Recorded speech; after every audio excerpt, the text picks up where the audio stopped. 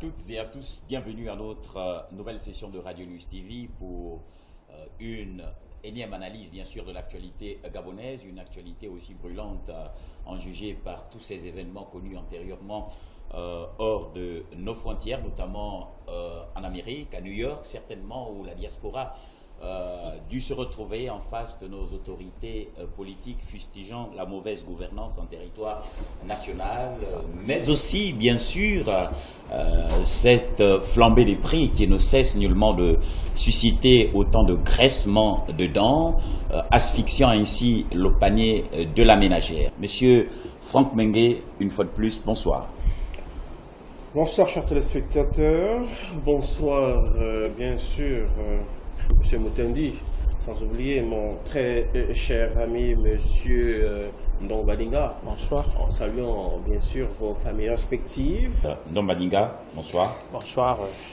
Bonsoir à tous sur le plateau. Bonsoir à tous les téléspectateurs. Je disais tout à l'heure qu'il ne faut pas rater justement le numéro de Radio News TV d'aujourd'hui parce que vous risquerez également de rater plusieurs choses. Je vais rapidement brosser un tour du côté de la décolonisation du Gabonais parce que il y a une nouvelle trouvaille en matière de fossiles humains en Afrique qui fait que même de manière ironique, les Blancs confirment que l'Afrique est vraiment le berceau de l'humanité en disant même que tout le monde a d'abord été noir avant de devenir blanc. Je dis même si c'est de manière ironique, parce que ces derniers vont venir après pour nous assujettir. Et c'est dans ce cadre que je voudrais parler un tout petit peu de la décolonisation sociale. Je disais que c'est justement la somme de tous les gestes que nous pratiquons au quotidien. Alors donc je disais que notre mentalité est tellement lobotomisée qu'elle reproduit la violence et justement la médiocrité. À propos de violence et de médiocrité, comprenez qu'à ce niveau, il y a une action qui appelle une réaction. Il ne faut jamais aller voir une violence tout de suite comme étant justement une expression d'impolitesse, de manque de respect et ainsi de suite. La violence est souvent et toujours due à quelque chose. Mais malheureusement en Afrique, on reproduit. Et lorsqu'on reproduit, ça veut dire qu'on se conforme. Au lieu de se conformer, chers Gabonais, soyons plutôt ceux-là qui décident et qui sont justement les points de départ ou le point de départ de plusieurs événements, de plusieurs merveilles. Ne soyons pas des conformistes. Essayons de faire un effort pour que les autres puissent prendre exemple sur nous. Donc, je m'en vais saluer Ketura et son petit frère Lee. Merci à M. Ndombadinga. Nous allons certainement revenir avec vous lorsqu'il sera question de procéder à l'analyse de ces sujets d'information. Nous allons inviter M. Franck Mengue pour la lecture des messages de nos différents téléspectateurs ayant contribué lors de la dernière émission. A tout de suite. Merci Mutendi. Je m'en vais rapidement lire les messages que vous avez envoyés la dernière fois parce qu'il faut savoir que lorsque vous envoyez les messages aujourd'hui, c'est à la prochaine émission. Et vous pouvez d'ailleurs dès à présent le faire au numéro de téléphone qui est affiché à votre petit écran au 02 82 22 41. Au temps de Noé, il y avait un homme qui avait la révélation. En ce temps de la fin, qui est cet homme aujourd'hui? Certainement par rapport à la personne que vous avez reçue la dernière fois. Certainement. Justement.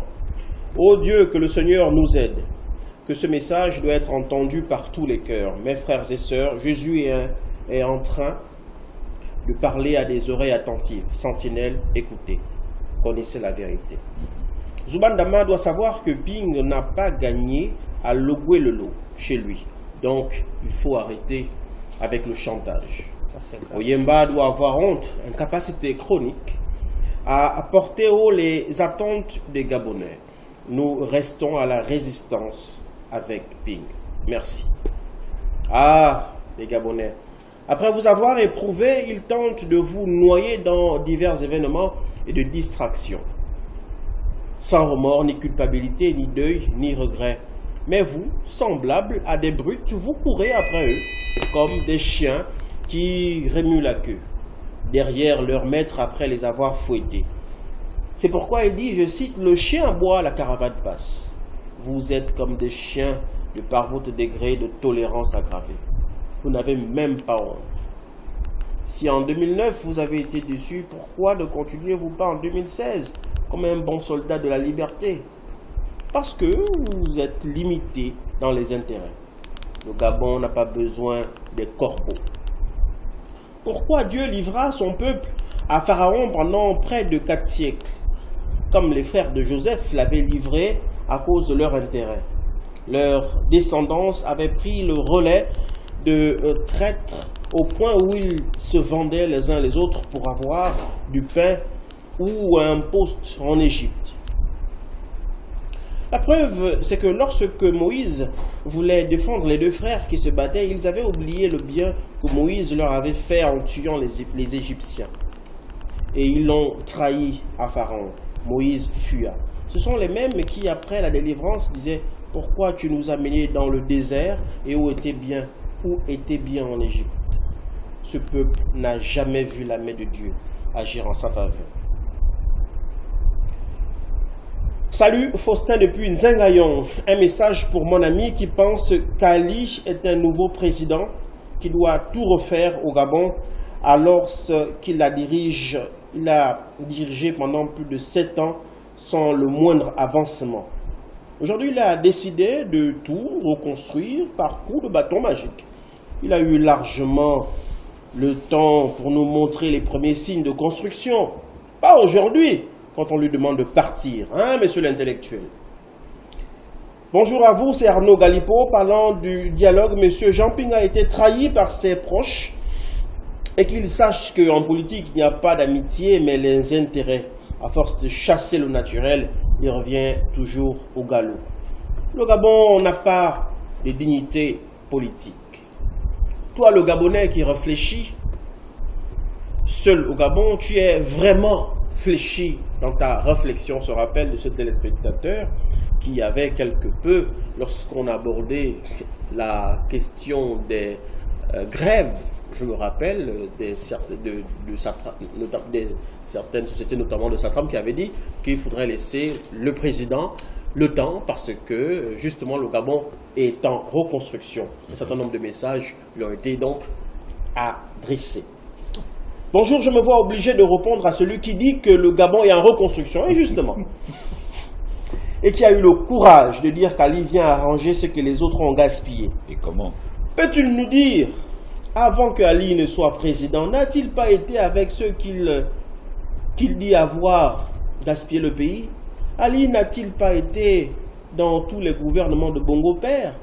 Il faut rappeler à ce monsieur que la différence entre Ali et les autres, c'est que lui, il est allé au-delà du gouvernement, en devenant président dont le bilan 7 ans plus 9 est chaotique. C'est ceux-là qu'il prétend qu'ils ont gaspillé, qui ont géré avec lui. Bonsoir, Satram est mort depuis que Bongo est mort. Ouvrez les yeux. Le PDG de Satram est mort, tout va mal dans ce pays. Je viens vers vous aujourd'hui vous poser la question suivante, chers compatriotes. Pouvez-vous pardonner, dialoguer, s'asseoir avec un assassin, des membres de votre famille, un voleur de vos richesses? Mwangema, Gabonais, jamais, jamais, jamais. Merci. Bonjour, la communauté internationale n'a jamais été claire en ce qui concerne le Gabon. Sinon, sachant qu'Ali n'a pas été élu, il ne doit pas être invité à New York. Pourquoi n'ont-ils pas invité Yaya Jammeh de Gambie? Bonsoir, comment Ali Bongo se sentirait si on tuait aussi ses enfants comme les enfants des autres qui ont été tués comme des chiens? Attention à ne pas faire à l'autre ce qu'on ne peut pas supporter. On n'arrache pas les vies des autres, surtout pour les biens matériels, pour les biens de cette terre. Bonjour, dites-moi, depuis quand un pasteur fait de la politique? C'est écrit où dans la Bible? Donnez-moi le verset qui le justifie et on ne blague pas avec Dieu.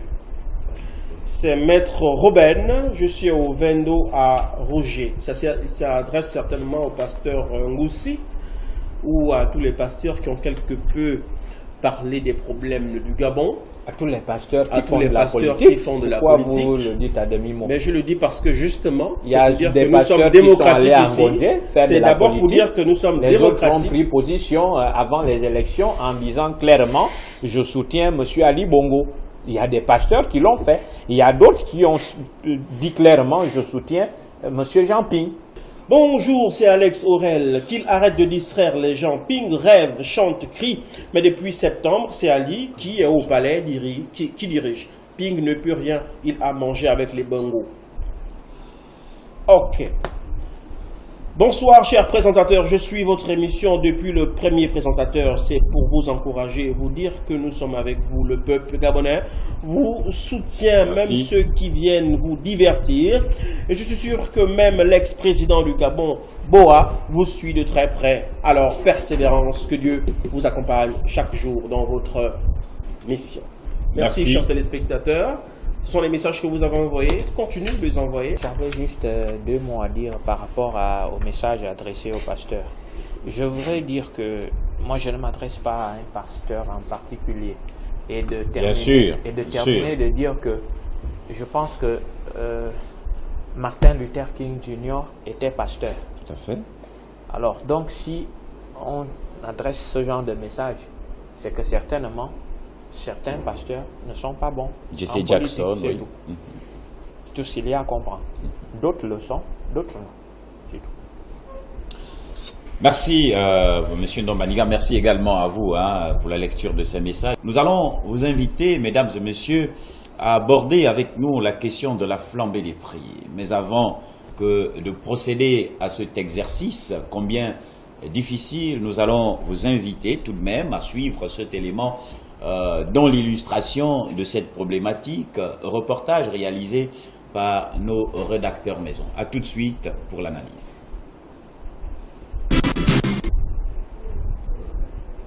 Avec ses 800 km de côte maritime, le Gabon est idéalement situé pour être une porte d'entrée sous-régionale pour les pays enclavés et surtout pour les opérateurs économiques, ce qui entraînerait de facto une bonne maîtrise des coûts d'importation et d'exportation. Cela aurait une incidence dans le panier de la ménagère et le coût de vie serait moins cher pour tous. Avec les coûts de prestations élevés, une facturation par catégorie de marchandises, au lieu de facturer le conteneur en fonction du poids et de la distance à parcourir, comme cela est une norme internationale, les autorités portuaires et l'État gabonais semblent être complices de la vie chère au Gabon. C'est la population qui prend le coup. Est-ce que les contrôleurs des prix, quel est leur travail? Puisque dans tous les magasins d'ici, chaque magasin a un prix à leur prix. Et qu'est-ce que la population fait dedans? On perd. Nous, on vient, on achète parce qu'on veut manger ça. Maintenant, quand je viens, si on me dit que ça c'est 2000, moi je ne peux pas discuter avec le commerçant. Moi je dois acheter parce que je regarde ici, il n'y a pas de prix. Je fais comment? Et le commerçant, il affichait son prix. Moi aussi, je ne peux qu'acheter. Pour que tout le monde puisse trouver le compte, beaucoup plus au panier de la ménagère trouve son compte, non? C'est au niveau de la douane. Comment faire pour diminuer, comment on peut dire, au niveau de la douane? Les coûts, oui, le coût doit diminuer. Les denrées comme les tomates, les condiments, les bananes, les ignames, les tarots, tout ça. Ils essaient un peu de voir comment faire ça vient nourrir le peuple. Donc, il faut au moins si tout ça avait diminué et que vraiment tout serait bas, c'est que même la ménagère trouve son compte au marché. Mais sincèrement, si l'importateur prend un prix élevé, il va nous revendre, nous commerçants, au prix élevé. Nous aussi, pour pouvoir payer les taxes. Tout ce qui sont sur le marché, par jour, tu as au moins 2000 francs que tu payes comme taxe. Tu payes le bailage, tu payes le ticket. Le ticket va même jusqu'à jour et soirée. Donc, il y a l'équipe du matin, 15 h, il y a celui qui relève. Donc, s'il faut compter tout ça à l'intérieur et puis vendre à vous aussi un petit quelque chose, vraiment, il faut seulement que l'État essaie de revoir toutes ces choses-là. La vie est devenue trop chère. Avant, on payait les babouches en gros à 600. Maintenant, là, les Chinois ont monté à 750. Ça veut dire que quand tu prends à 750, tu vends à 1000 francs. Bon, et les clients se plaignent. Parce que quand on payait avant à 600, on vendait à 800. On avait 200 francs de bénéfices. Maintenant, on prend à 750, on est obligé de monter à 1000 francs. Donc, la vie est trop chère. Ils disent que non, c'est par rapport au port, les douaniers, ils sont chers, tout ça, les taxes sont chères. Nous, on ne comprend plus rien. Le gouvernement gabonais avait décidé il y a quelques années de réduire les prix des denrées alimentaires de première nécessité pour soulager le panier de la ménagère. Mais sur les faits, rien n'a changé. Au contraire, les prix sont de plus en plus élevés et les Gabonais seraient les premières victimes. Il reste à espérer que les assises du dialogue dit inclusif d'Ali Bongo Ondimba, que le sujet sur la vie chère sera abordé et que les solutions durables seront trouvées. Quel commentaire à faire, M. Ndombadinga? Merci. Je me retrouve un peu buté par rapport à la pertinence de la problématique et je me dis, est-ce que nous sommes sérieux? Est-ce que nous serons vraiment objectifs de poser le problème de la sorte? Parce que là, ça touche vraiment le domaine vital de l'État. Et là, je parle de l'État en tant que population et gouvernant.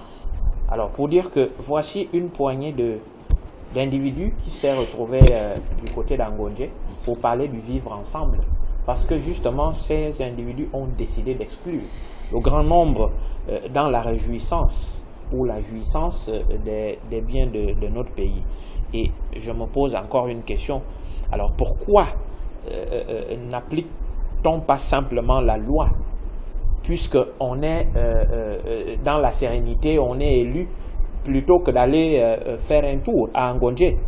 Et là, lorsque j'entends la dame parler, oui, je me rappelle effectivement que le chef de l'État a fait 2 tours à Montbouette et en allant rassurer tout le monde.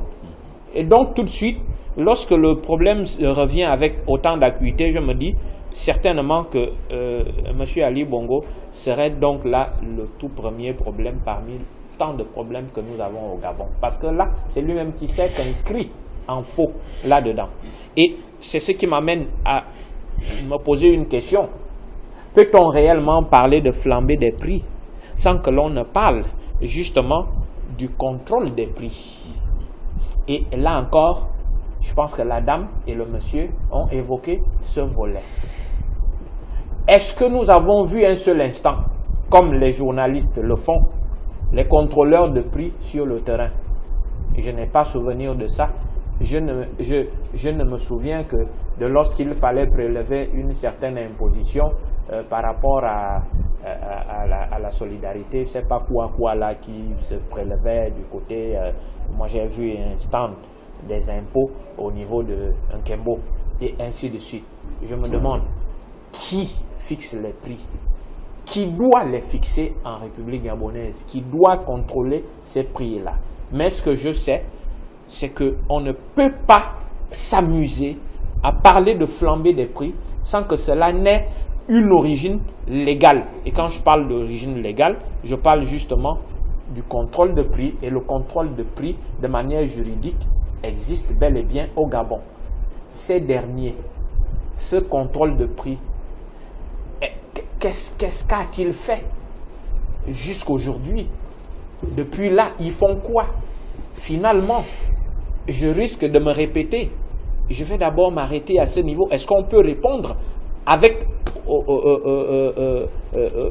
beaucoup d'efficacité à cette question? Est-ce qu'il y a le contrôle de prix en exercice au Gabon? Si oui, que fait-il depuis là? Je pense.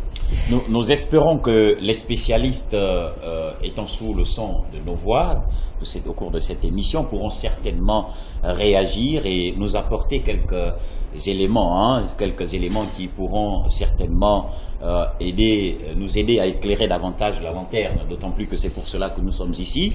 Franck, nous nous rappelons évidemment, comme le disait tout à l'heure Ndombadinga, le chef de l'État dernièrement pouvait avoir effectué une descente sur le terrain dans toute la capitale gabonaise, Mombouet, cette régie financière, il faut le dire, il a été visité par M.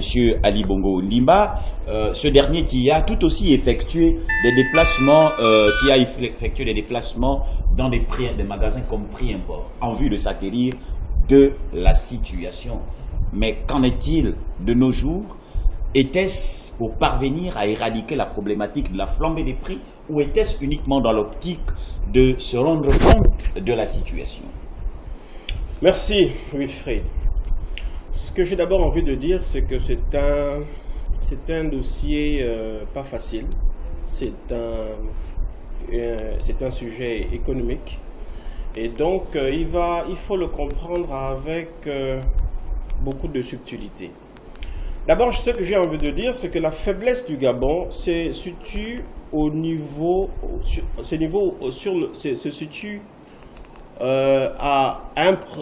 de la production.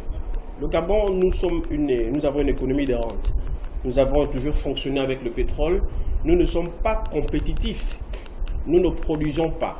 Donc, nous sommes obligés de faire quoi en réalité? C'est de réguler les prix et de subir les prix du marché. Parce que lorsque vous êtes compétitif, lorsque vous produisez, vous arrivez aussi à fixer vos prix. Or, si vous ne produisez pas, si vous avez une économie de marché, comme le Gabon, si vous fonctionnez avec une économie de rente, vous êtes obligé parfois de subir la loi du marché. Maintenant, ce qu'il faut savoir, c'est que je suis désolé de le dire, le Gabon n'est pas près de sortir de ce problème parce que tant que nous n'arrivons pas à produire, tant que nous sommes obligés d'investir 100% des produits qui arrivent au Gabon, nous allons toujours avoir ces problèmes d'inflation. Et j'aimerais vous dire, parce que j'ai eu une discussion d'ailleurs avec un grand frère, vous savez les accords de Paris sur les climats aujourd'hui qui se font. Le fait, ces accords climat, ce qui est important de dire en réalité, c'est que ce sont des accords en réalité pour le moment qui ne sont pas bénéficiaires pour l'Afrique. Parce que nous devons investir 100% pour faire venir ces produits-là. Or, pour alléger les charges, il est parfois important que nous puissions, par exemple, avoir un exemple, nos propres moyens de transport.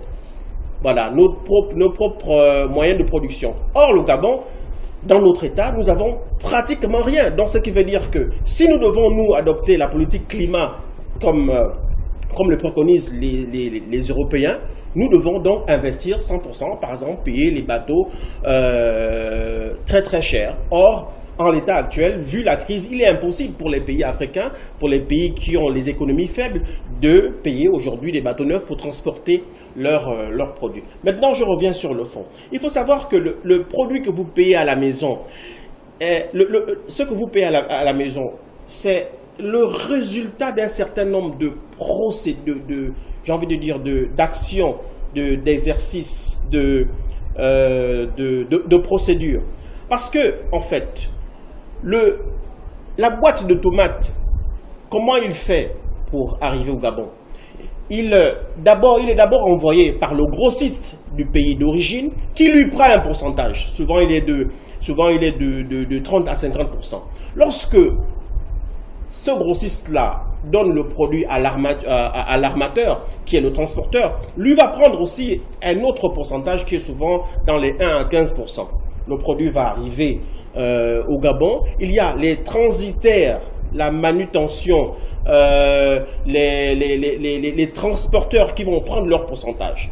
Et puis après, vous avez les autorités gabonaises qui vont agir à ce niveau-là, qui vont agir ou dans la fiscalité, dans la parafiscalité. Vous avez la mairie, vous avez la marine marchande, vous avez les douanes, eux qui ont aussi un certain pourcentage. Après ce niveau, vous avez donc les grossistes et semi-grossistes qui vont prendre le relais, qui vont aller chez les détaillants et qui, eux-là, vont prendre encore un autre pourcentage qui est souvent l'ordre de 40%. Monsieur Franck, là, vous parlez dans le cadre d'un État sérieux. Maintenant, la question qui est là, c'est qu'il y a eu le chef de l'État sur le terrain. Mais pourquoi les résultats ne sont pas ceux qui l'avaient annoncé. Maintenant, c'est ça le problème. C'est la grande question qui est posée. Là, vous nous faites un cours sur ce qui est normal. Or, nous disons bien que nous ne sommes pas dans une situation normale. D'autant plus que le Gabon est en crise financière. Comment expliquer cette flambée des prix? Vous expliquez le problème sur un plan politique. Mais si vous l'expliquez que sur un plan politique, vous ne comprenez pas pourquoi. Mais il ne s'agit nullement d'une explication à caractère politique, monsieur. Il y a un constat qui a été fait depuis belle lurette. Mais je vais vous dire, par exemple, s'il vous plaît, ce n'est nullement une affaire d'aujourd'hui. Il y a certainement comment appelle-t-on cela, une organisation de consommateurs qui a été mise en place en vue de réfléchir sur le phénomène qui aujourd'hui n'a nullement cessé de poursuivre son cours. Et aujourd'hui, justement, on se rappelle, lors de son dernier septennat, ce dernier y a fait le constat, en dépit d'une administration qui peut avoir été certainement mise autour de lui et devront certainement gérer la situation, le chef de l'État, presque à la fin de son mandat, a décidé donc d'effectuer un tour sur le terrain en vue de s'acquérir de la situation. Il faut certainement souligner que c'était probablement une expérience première qu'a effectué le chef de l'État. Pour quelle raison? S'il vous plaît, je ressens pour que vous compreniez et que vous répondiez à la question qui a été posée. D'accord? Avant que de parler d'importation. Le constat a été effectué par le chef de l'État, d'où certaines mesures devaient certainement être prises. Pourquoi aujourd'hui le phénomène persiste-t-il? Si vous analysez le problème de flambée des prix sur l'aspect seulement politique... Alors nous allons vous interrompre un peu et recevoir ce téléspectateur. Bonsoir messieurs, ou bonsoir madame, et surtout, merci de nous rejoindre. Bonsoir. Oui, nous parlons de la flambée des prix. Bon, c'est monsieur Philippe Lajon, je vous appelle depuis Zorion. D'accord. Donc, juste pour faire comprendre à votre collaborateur, mais c'est la politique qui met en place des mécanismes qui permettent à ce que les opérateurs économiques puissent se placer. C'est-à-dire qu'en amont, si la politique est mal faite, les opérateurs économiques ne peuvent pas s'installer. Donc, il n'y aura pas de création d'entreprise. Nous devons avoir un social bien déterminé. Donc, tout problème dans un État part de la base. C'est la base qui pense. On ne parle pas de la base ici dans un État, on parle de la politique. C'est la politique qui met en place des mécanismes qui allègent, qui permettent, qui facilitent aux produits qui reviennent à l'extérieur de pénétrer au Gabon. Si on flambé des prix, ça veut dire que nous, au Gabon, on ne pratique pas vraiment ce qu'on appelle du social, comme on voit à la télévision. Non. Je refuse qu'on dise ça. Donc, tout problème dans un État commence par la politique. C'est la politique qui pense, c'est la politique qui gère, c'est la politique qui met en place des mécanismes qui font en sorte que les entreprises viennent s'implanter. Tout problème dans un État, même le sport, c'est la politique. Tout commence par la politique. C'est la politique qui pense.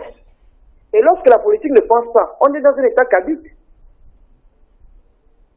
Merci. Merci de revenir quand vous le pourrez et nous invitons également d'autres spécialistes à intervenir sur cette question d'inflation de prix, oui. Oui, M. Moutendi, mais qui a dit que la politique n'agit pas? Je dis que dans notre économie, le seul rôle politique, le premier rôle politique, c'est de réguler, c'est de donner, c'est de réguler le marché, parce que nous ne sommes pas compétitifs. Alors quel constat avez-vous fait depuis Maintenant, le Gabon en juin, je crois en 2016, avait exonéré 120 produits de première nécessité. 120 produits de première nécessité, et ça n'a pas marché. Pourquoi? Vous allez devoir patienter un instant et nous allons recevoir ce téléspectateur. Bonsoir, monsieur, madame, soyez le bienvenu. Vous êtes toujours en ligne, s'il vous plaît, veuillez vous exprimer. Allô? Oui, bonsoir, monsieur.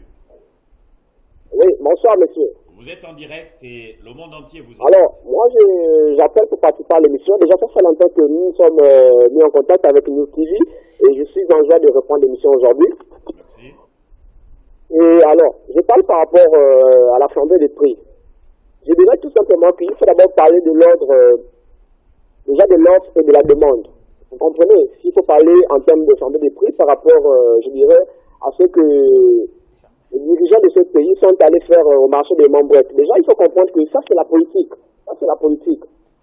Et pour résoudre la situation en matière de la hausse des prix au Gabon, disait le monsieur à côté, il faut aller depuis les ports de notre pays. Déjà, lorsque vous avez des taxes surchargées au niveau des ports de l'aéroport, des taxes élevées au port de Vendée et celui entre le Cameroun et la Guinée, on pensait que ces gens-là, ils ont des choses, comment on appelle ça, ils ont des bénéfices qu'ils doivent accroître. Parce que si déjà tout n'est pas régularisé au niveau des ports, vous allez comprendre que les prix seront toujours élevés.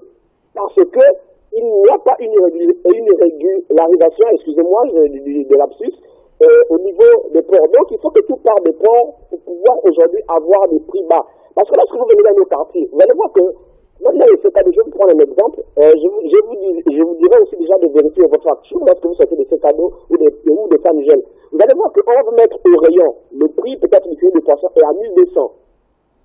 Mais lorsque vous regardez vos factures, vous allez voir que ce que vous venez de payer n'est pas à 1200. Il est à 1800 ou à 1900 ou à 2000. Mais alors que sur le rayon, on vous met prix en baisse 1200. Donc vous comprenez déjà que tout ceci, c'est un mensonge. Parce que moi, je suis victime de cela. Je suis allé la dernière fois dans un Saint-Michel, j'ai fait des courses, je me suis retrouvé avec une facture de près de 75 000. Mais lorsque je reviens dans ma tête, je ne comprends pas comment j'ai fait pour dépenser tout cet argent alors que j'ai vu les prix étant en baisse.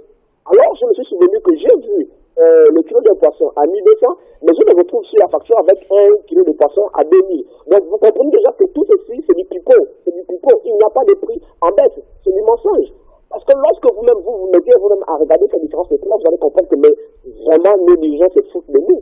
Nos dirigeants se foutent vraiment de nous. Donc, ce qu'il faut comprendre, c'est que la politique, aujourd'hui, doit pouvoir aujourd'hui parler aux gens qui gèrent les ports, c'est-à-dire les douaniers. Ce sont les douaniers qui doivent aujourd'hui trouver une solution avec le gouvernement pour que nos prix soient en baisse. Si cette solution n'est pas trouvée au niveau de ces ports, je vous dis que nous aurons toujours une flambée de prix. Déjà, vous allez vous prendre un exemple. Est-ce qu'on va avoir des pays producteurs de pétrole, tel que le Sénégal? Le Sénégal est un pays producteur de pétrole. Vous allez voir qu'au Sénégal, les prix sont, je dirais, sont moins chers qu'au Gabon, qui s'appuie sur l'économie du pétrole. Alors vous allez voir cette différence-là, que pourquoi leur économie est stable et notre économie n'est pas stable. Donc tout part de la politique, au fait, dans notre pays. Déjà, tout est politisé. Vous comprenez que là même, il n'y a même pas une question de parce que les gens qu'on élit n'arrivent pas au pouvoir, ceux qu'on élit pas, ce sont ceux qui viennent faire toujours du bordel, mais c'est normal que nous puissions en subir, même si c'est la crise, mais nous sommes obligés de subir. C'est ma petite contribution. Merci. Merci et revenez quand vous le pourrez.